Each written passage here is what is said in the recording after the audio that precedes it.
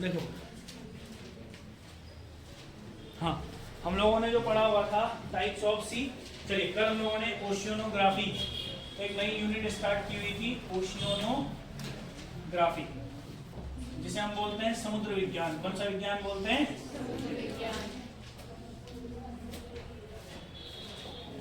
समुद्र विज्ञान।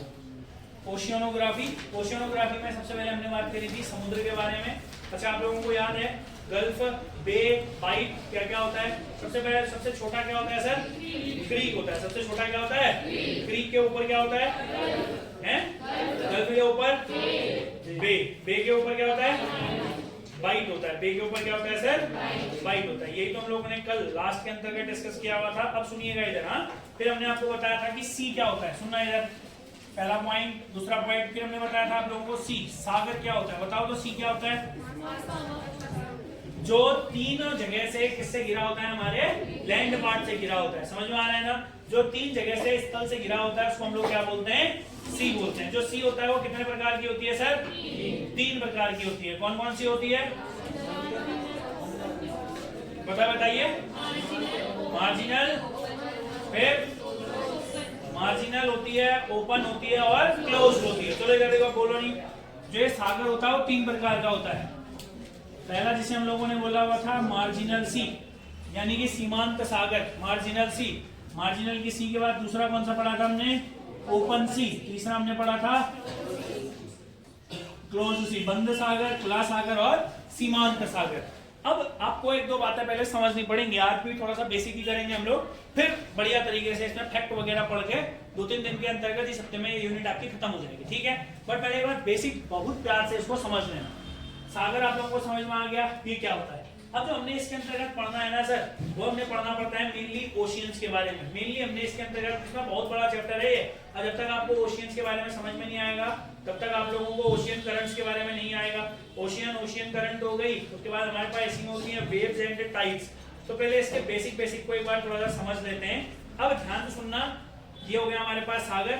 अब हम बात करते हैं ओशियन। किसके बारे में बात करते हैं हम? ओशियन के बारे में बात करते हैं। अब ध्यान से समझिएगा, जो दो ओशियन होते हैं, ओशियन का जो विभाजन होता है, सबसे पहले हम बात करते हैं दो टाइप में। अब सुनना इधर बहुत अच्छे तरीके से, थोड़ा इंपॉर्टेंट है। सी क्या होता है पता चल गया। अब हम बात करते हैं ओशियन, समुद्र। किसकी बात करते हैं? समुद्र। सागर के बारे में कल हमने डेफिनेशन भी लिख ली थी। आज हम समुद्र के बारे में बात करते हैं। समुद्र का मतलब क्या होता है? एक बड़ी वाटर बॉडी। समुद्र का मतलब क्या होता है? एक बड़ी वाटर बॉडी। ठीक है। समुद्र, अगर आपसे पूछेगा टोटल नंबर ऑफ ओशियन, अभी वो बात नहीं कर रहे, मगर कुल जो समुद्र है वो कितने हैं हमारे पास? 5। जो ओशियन है वो कितने हैं हमारे पास? 5। मगर अभी हम बात कर रहे हैं डिवीजन ऑफ ओशियन, समुद्र का विभाजन। कि अब समुद्र का विभाजन हम कैसे करते हैं?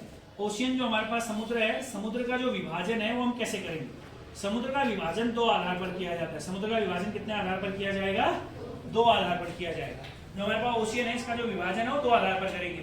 पहला हम बात करेंगे on the basis of depth. सबसे पहले, या चलिए एक काम कर लेते हैं, सबसे पहले हम लोग बात कर लेते हैं on the basis of sea level. सबसे पहले हम बात कर लेते हैं on the basis of sea level, या जो सी लेवल होता क्या है। ठीक है, फिर हम इसका डिवाइजन करेंगे दो भागों पर, जैसे हम लोगों ने बोला है on basis of sunlight and on basis of depth. ध्यान से सुनना, ऑन बेसिस ऑफ सनलाइट, बहुत प्यार से समझो इस चीज को, क्योंकि यहाँ से बस बेसिक क्लियर करना है। ऑन बेसिस ऑफ सनलाइट, और दूसरा है on basis of depth. On basis of depth. मगर आपको एक पॉइंट को समझना पड़ेगा कि सर आखिर सी लेवल क्या होता है। सबसे इंपॉर्टेंट इस चीज को हमें समझना है, on basis of sunlight, on basis of depth. इसको मैं यही समझाऊंगा। ओशियन के अंतर्गत एक पॉइंट होगा, नोट करके बस बेसिक चल रहा है कि सी लेवल, समुद्र स्तर क्या होता है। अब यार सुनो, देखो जैसे मान लो आपको पहले एक चीज बता देते हैं हम पूरा का पूरा पृथ्वी के बारे में। सी लेवल, समुद्र स्तर क्या होता है। देखो ये हमारे पास एक क्षेत्र है, ये मान लीजिए कि हमारे पास एक क्षेत्र है। ठीक है, अगर ये क्षेत्र समझ में आ रहा है तो बहुत बढ़िया। या चलिए एक काम और कर लेते हैं, इसको भी लिख लीजिए, इसको भी देख लीजिए। ये तो समझ में आ रहा होगा ये क्या है? भारत का साउथ वाला पार्ट, ये तो समझ में आ रहा होगा। अगर हम इसको देखेंगे तो ये समुद्र के अंदर कुछ इसी तरीके का होगा। इसको हम थोड़ा सा 3D शेप देते हैं, इस तरीके का समुद्र के अंतर्गत होगा। अब मान लो आप एक बात जानते हैं, यहाँ पर को टाइड्स आती हैं, टाइड वेव आती है, वेव लहरें आती है समुद्र की, ऐसे आती है कि नहीं आती है?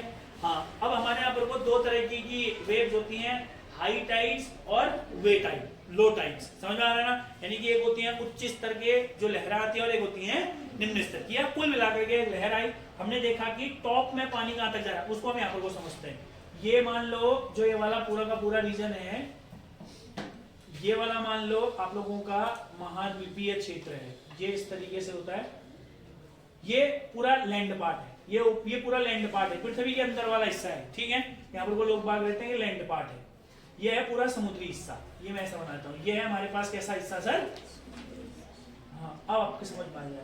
ये है हमारे पास समुद्री हिस्सा, यहाँ को भी आगे को भी ये पूरा समुद्र है। हमें मतलब नहीं यहाँ आगे कहाँ तक समुद्र है, बट हमें पता है कि आगे को पूरा क्या है, समुद्र है। ये वाला लैंड पार्ट है, समुद्र वाला हिस्सा है। इतना समझ में आया? मतलब पानी कितना ऊपर तक जाएगा उसको हाई टाइड बोलते हैं, पानी कितने नीचे तक आएगा उसको लो टाइड बोलते हैं। इतना समझ में आ गया? हाई टाइड और लो टाइड का एवरेज ही कहलाता है सी लेवल। पहला इंपॉर्टेंट पॉइंट क्या बोला मैंने आप लोगों को? जितनी सबसे ऊपर तक ऐसे लहरें जाएंगी और लहरें सबसे नीचे कहां तक जा रही है। समझ में आ रहा है ना? लहरें कितनी ऊंचाई तक जा रही है, लहरें कितनी नीचाई तक आ रही है। ये दो पॉइंट समझ गए? इन दोनों का जो एवरेज होगा उसको बोलते हैं सी लेवल। इन दोनों का जो एवरेज होगा उसको क्या बोलते हैं? और देखो जो भारत के अंतर्गत, जैसे हम बोलते हैं ना माउंट एवरेस्ट की ऊंचाई 8,848.25 है, हम बोलते हैं सी लेवल से, समुद्र तल से। बोलते हैं कि नहीं बोलते हैं? हम बोलते हैं ना समुद्र, जैसे उत्तराखंडी मान लो, है ना, पिथौरागढ़ी मान लो, लगभग 100 मीटर हमारा क्या है, पिथौरागढ़ समुद्र तल से ऊंचाई पर है। तो जो समुद्र तल, जो ये सी लेवल माना जाता है, यही है समुद्र तल, इसी को बोलते हैं समुद्र तल। तो आपको याद रखना है हाई टाइड और लो टाइड का जब हम एवरेज लेते हैं वहां पर से समुद्र तल नापा जाता है। ऐसे दो इंपॉर्टेंट क्वेश्चन आपको जो फैक्ट बन सकते हैं वो यही बनेंगे कि जो भारत है, इंडिया का जो समुद्र लेवल, जो इंडिया का जो सी लेवल होता है, भारत का जो सी लेवल होता है वो चेन्नई से नापा जाता है। दूसरा हम मुंबई से भी नापते हैं, तमिलनाडु के अंतर्गत जो चेन्नई है वहां से नापते हैं, कभी कभी मुंबई से भी नापते हैं। बट अगर हम विश्व के बारे में बात करेंगे, विश्व का जो सी लेवल होता है वो ग्रीनविच से नापा जाता है। कहां से नापा जाता है? ग्रीनविच से। दो फैक्ट समझ में आए? इंडिया का जो सी लेवल नापा जाता है वो कहां से नापा जाता है, बोला मैंने आपको, चेन्नई, तमिलनाडु के अंतर्गत।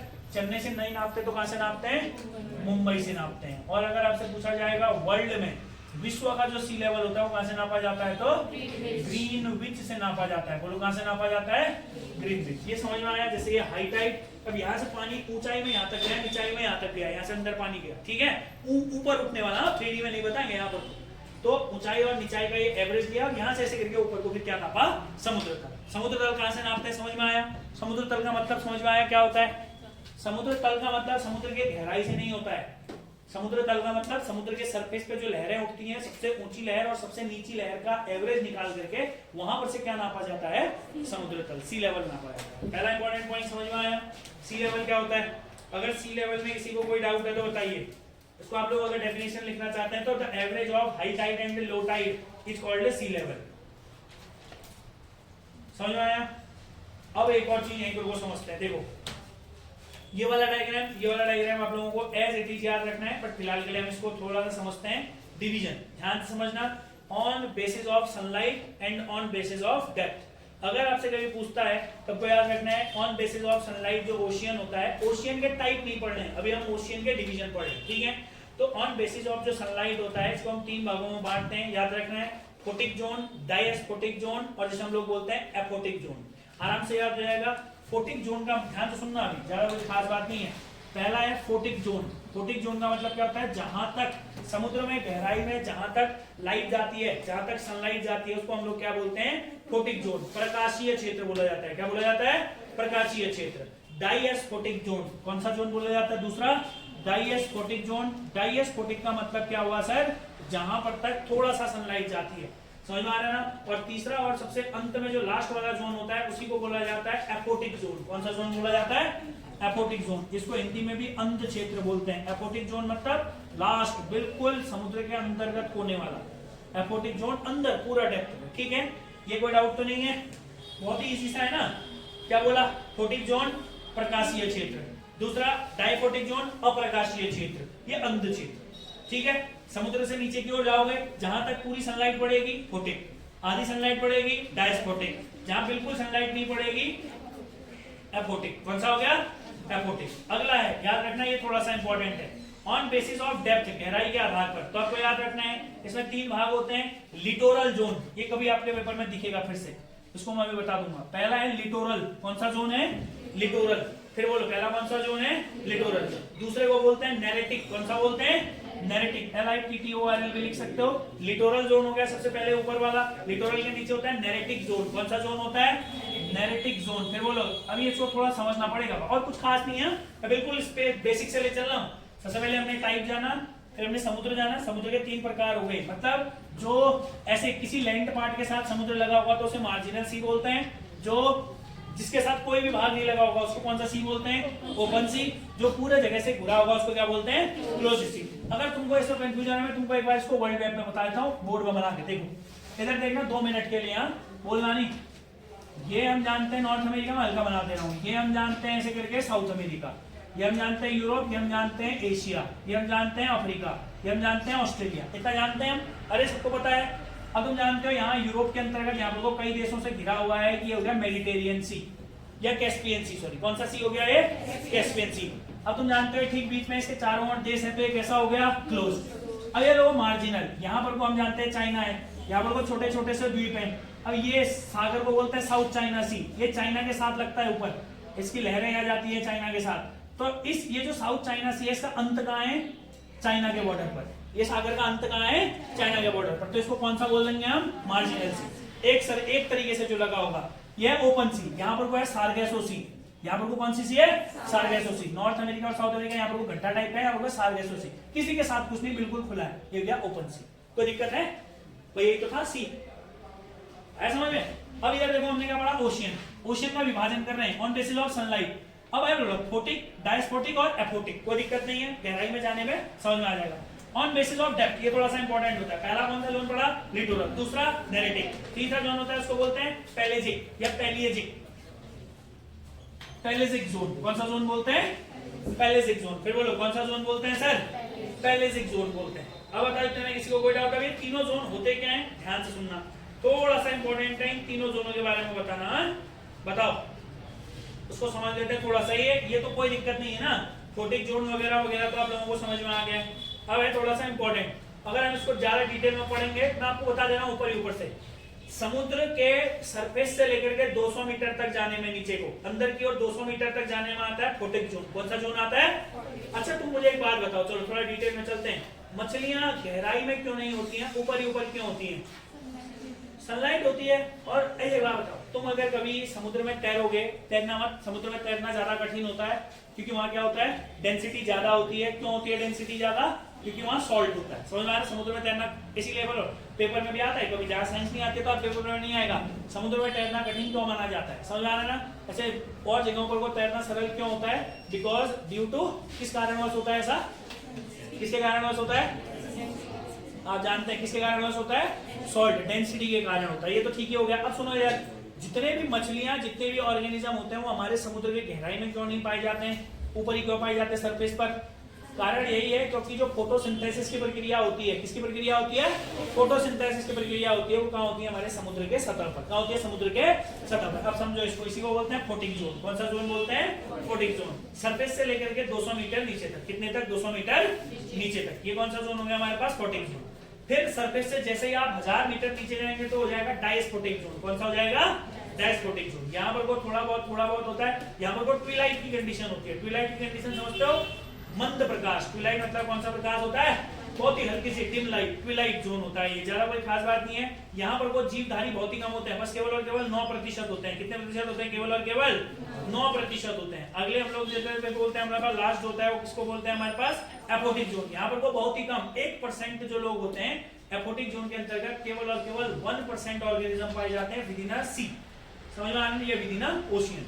इसमें कोई डाउट है तो बताओ, अगर पेपर में आएगा, इतना डिटेल नहीं जाता तुम्हें पेपर, इसीलिए बस मैं अभी बेसिक बता रहा हूँ। अब कल से फैक्ट इफेक्ट होंगे, आज ये समझ में आ जाएगा एक बार। कभी कल तो थोड़ा सा इसके अंतर्गत रिलीफ उच्चावच भी पढ़ना है, फिर भी देख लेते हैं।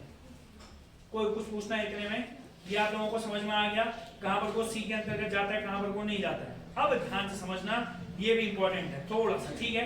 देखो इधर देखो, अब ये लिटोरल जोन क्या होता है, ये लिटोरल जोन क्या होता है, ठीक है। इधर देखना ध्यान से, आपको ये समझ में आया कि मैंने आपको कल भी बताया था, कभी भी ऐसा नहीं होगा कि आप डायरेक्ट यहां से जाएं और डायरेक्ट कूदा तो आप नीचे पहुंचे। आप ऐसे सीढ़ी नुमा समुद्र के अंतर्गत ये क्या होता है, कॉन्टिनेंट जोन होता है। कौन सा क्षेत्र होता है हमारा, ये कॉन्टिनेंट जोन होता है। ठीक हो गया ना। यहाँ पर को हाई टाइड और लो टाइड के ये वाला बीच वाला क्षेत्र, ये दोनों का कंबाइंड रीजन, इसको बोलते हैं लिटोरल जोन। इसको कौन सा जोन बोलते हैं, लिटोरल जोन। लिटोरल जोन कौन सा वाला होता है, तो जो कॉन्टिनेंटल रीजन होता है और जो ओशियनिक रीजन होता है, इन दोनों के कंबाइंड रीजन को कौन सा रीजन बोलते हैं, लिटोरल रीजन बोलते हैं। कौन सा रीजन बोलते हैं बताओ, लिटोरल रीजन। अभी हल्का हल्का समझ लो, फिर हम एक एक करके इनके बारे में बात करेंगे डिटेल में। इसको बोलते हैं लिटोरल जोन। उसके बाद आपको याद रखना है, यही इसी कोस्ट लाइन के नीचे को इसी के समान ये वाला हो जाता है कौन सा वाला जोन, हमारा नैरेटिक जोन। और इसी में लास्ट वाला हो जाता है पैलिएजिक जोन। मतलब ये दोनों का जो मिलन होता है, यानी कि जो हमारा सी और जो हमारा क्या होता है कॉन्टिनेंट वाले का जो ज्वाइनिंग पार्ट होता है, उसी में यह तीनों पॉइंट लाई करते हैं, लिटोरल, नैरेटिक और पैलिएजिक। ठीक है, बेसिक समझो, बेसिक अभी समझ में आया कहां पर को होते हैं तीनों जोन। चलो ये नहीं भी आया, क्योंकि ये तो हम अभी जब कॉन्टिनेंटल शेल्फ की बात करेंगे तो भी पढ़ेंगे हम। ये पता चला ऑन बेसिस ऑफ सनलाइट, इतना क्लियर है। अब सुनना ध्यान से, अब हमें इसमें एक ही चीज पढ़नी पड़ती है, एक इंपॉर्टेंट चीज जब आप पढ़ेंगे, महासागरीय नितल का विभाजन। महासागरीय नितल का विभाजन समझते हैं, ओशियनिक बॉटम रिलीफ। अब ये ओशियन है, ये हमारे पास कॉन्टिनेंट है, ये हमारे पास ओशियन है। इसके अंदर कौन कौन से स्ट्रक्चर होते हैं ये पढ़ेंगे हम, और फिर उसके बाद कॉन्टिनेंट पढ़ेंगे। उसके बाद हम बस एक ही चीज पढ़ेंगे इसके अंतर्गत, क्या, मेनली करंट, जहां से हर बार क्वेश्चन आता है। ठीक है, कोई डाउट तो नहीं है, बेसिक समझ में आएगा आप लोगों को, ज्यादा कुछ खास बात नहीं है भाई, आज इतना ही खींचेंगे इसको। सुनो पहले एक दो पॉइंट सुनो। इसमें मैं फिर कह रहा हूं, आपको पूरा डिटेल में पढ़ने की जरूरत नहीं है, ठीक है, क्योंकि वर्ल्ड ज्योग्राफी से कुछ चुनिंदा क्वेश्चन आते हैं। ओशियनोग्राफी इसीलिए पहले लिया मैंने, क्योंकि यहाँ से ओशियनिक करंट आता है पेपर में। ठीक है, तो मेरा टारगेट बस वहां तक पहुंचना है। ठीक है भाई, चलो फिलहाल के लिए इस वाले को इतना ही रखते हैं।